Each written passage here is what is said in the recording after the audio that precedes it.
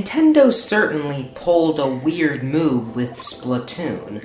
An online third-person shooter with ink and squid children instead of army men and guns? Certainly an interesting idea, and I felt it was pulled off very well with Splatoon in 2015, as it's one of my favorite Wii U games. Then only 2 years later, we got Splatoon 2 for the Switch, and it was also a large success. What do I think of it, though? Well, the game maintains the amazing, unique style and fluid animation from the original. The satisfying shooting and awesome music is even better, and the story premise is absolutely hilarious. I love everything about this world, from the weird character designs and voices to the wacky weapons that the players can use. Splatoon 2 is probably the most stylish game I've ever played, and the soundtrack is seriously awesome. The presentation is unique and astounding in every sense. The basic gameplay is still very fun, and there are a ton of mechanics mixed into each level of the story mode, where you'll really have to use everything around you well. Though some of these are a total pain, a lot are really cool and satisfying. In a general sense, Splatoon 2 is fantastic, but once you start to play it and look at it a bit more deeply, it has some issues. First off, whenever you start the game, you'll have to sit through Pearl and Marina explaining the multiplayer maps currently available. You can skip the dialogue, but it still takes an eternity. The game encourages you to keep coming back, but this makes me not want to play it. It's super annoying, and wherever you go, even to the weapons shop, you have to sit through all of the new weapons you've unlocked and a long explanation of what they do, even when most of them are just different versions of the same damn weapons. The Uncopolis Square Zone has some cool stuff to find, but the amusement wears thin, and the hub world of this game is surrounded by boring, terrible pacing. Once you get to the story mode, though, you still have to deal with some problematic things. The majority of levels are very fun, but there aren't even that many of them. There are around 25 levels, 30 if you count bosses, and only 2 collectibles per stage. Sure, it's more than Splatoon 1, but this still isn't nearly enough, not to mention Splatoon 1 fully embraced the arcadey, linear style of its story mode, whereas this game feels like it's trying to be a more complete experience, but it doesn't change the level design to fit this, just adds more levels. This is a huge problem because the game wants to be longer, but is still super short. Although, there is actually something additional to do. You have to play every level with every story weapon for 100%. No joke, one of the most annoying ideas I've ever seen. Yeah, I love Mario 3D World, and that game does something similar. But at least there was more than enough content without needing to replay every level, and the characters weren't very different from one another, so unlike the weapons of Splatoon 2, they don't make the level mechanics more annoying. This annoys me a lot because playing through these levels is really fun if you use the recommended weapon, but that removes a ton of the content. It seems like there are a lot of games having trouble with this lately.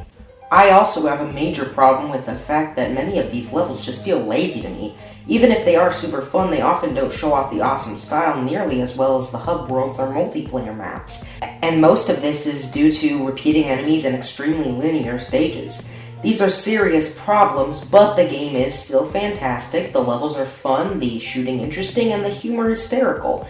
I'd say Splatoon 2's story mode is worthy of a solid 3.5 out of 5 Ballardians. The multiplayer in Splatoon 2 is a huge improvement over Splatoon 1's and maintains the amazing style of the rest of the game.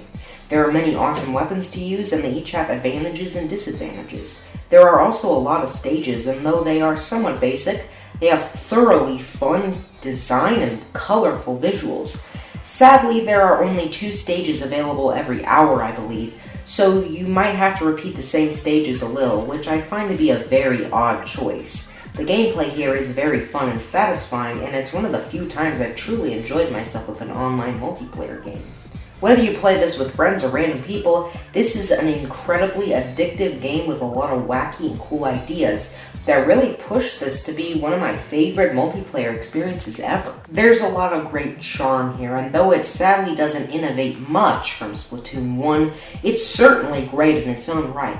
Though there is actually a brand new mode. Salmon Run is brand new to Splatoon 2 and is also addicting and very fun, using teamwork and collectible eggs to make for one of the most satisfying modes out there. I'd say the enticing and fun nature of this multiplayer makes it worthy of a 5 out of 5 Ballardians. I'd even go as far as to say it's my favorite multiplayer game of all time. That's really all I have to say, but I have a special guest for you who would like to share his thoughts as well. Please welcome Musi. Hi Vsauce, Michael. Hi Ballartians, my name is Musi, and I like Splatoon, a lot. And today's review is about Splatoon, and Walter is a close friend of mine, so of course I have to be somewhere in the video, right? Yep. Anyways, let's get into this game. Splatoon 2 for the Nintendo Switch. First off, I want to say this game has a lot to offer, but only for a while. I'll be honest on this hot take, the only part you will ever come back to in the story mode is the Octoling bot battles for online practice. That is basically it. Nintendo could have done a way better job with the story mode if they had been more smart about it. Why would someone play story mode when they can play online? Well, the main reason is probably because they don't have online. So maybe a dojo so they can experience online offline? Yeah, that's not going to happen knowing Nintendo. Anyways, don't get me wrong, the story is great and all, but in this one, it's repetitive. In the first Splatoon, it was a new villain with a new story and all of that stuff, and it was really fun. But now it's just the same thing, a bit more fun, and has the same exact villain too. And there's basically very minimal differences between the story mode from the first game and this one. So I want variety. They didn't do a good job with the story. Also, Octo Expansion, which is an expansion on that story, which is just a masterpiece. It's exactly what we wanted in the original. It's just a beautifully made DLC, better made than the rest of the damn game. And at the end, a dojo. The difficulty is super difficult, extremely difficult. And same with the rest of the DLC, to be honest. It was all difficult. And then for online, the biggest part of the game. It's absolutely genius. The people that came up with this game were probably high when they thought, hey, squids with ink. But we're lucky they were. Because this man is such a genius when he's unconscious.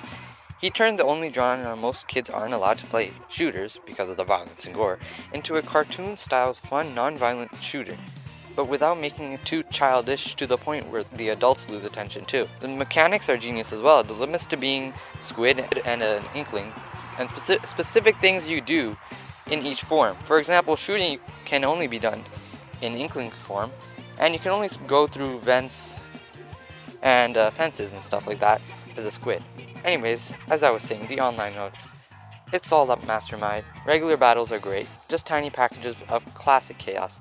Nothing too complicated here. Then we have ranked, which with these complicated game modes. And they're all fun, but playing on ranked, good luck, bro. Because everyone is trying so hard and everyone is trying to rank up because it's actually that difficult. I wish it wasn't, but it is, and that's the struggle splatters have to go through. And it sucks that the point system really sucks this bad, because the game makes you think you're so good, and then you just hit a wall all of a sudden you didn't see coming. It's one of the most horrible feelings that could easily be avoided if a different ranking system was used, but nope, Nintendo we're talking about, right guys? And then the online lounge. It also sucks because you can't voice chat random online games. You have to make your own game with your own friends. Or you could just be famous and tweet a link online like Walter here. But let's be honest, most of us aren't as famous as Walter. Anyways, then we have friends, which is not great. It's great for part of it. If you want to play fun regular battles, it is great because you can join whenever you want. But for ranked, that's not how it works. It makes sense because obviously you would have to be on the same rank as your friends if you want to play with them. And then on top of that, you would have to matchmake at the same time, which is technically possible, but it's super difficult and I don't recommend trying. Anyways, I think there should be some multiplayer lounge functionality for ranked in the future. And then squad battle, which is absolute madness.